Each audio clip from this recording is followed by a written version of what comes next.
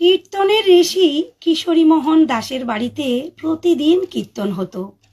এমনই একদিন কিশোরী মোহন দাসের গৃহে তুমুল কীর্তন চলছে। কীর্তনের রত আছেন কিশোরী মোহন দাস।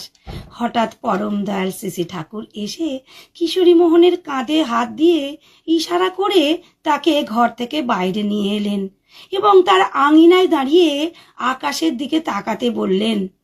কিশোরী মোহন আকাশের দিকে তাকিয়ে দেখলেন একটি বহুদূর বিস্তৃত আলোক বলয়, আর সেই আলোক বলয়ের মধ্যে বহু বিদেহী সত্তা খোল করতাল যোগে কীর্তনরত।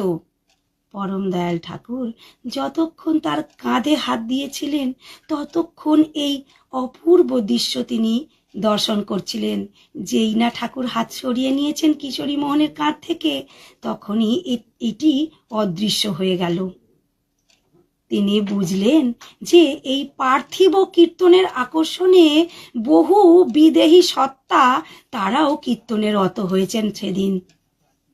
পরম দয়াল ঠাকুর তার পরম ভক্তের এই উচ্চ আধারযুক্ত পরম ভক্তটিকে সেদিন তিনি দয়া করে এই অপূর্ব দৃশ্য দর্শন করালেন। জয় গুরু, বন্দে পুরুষোত্তমম।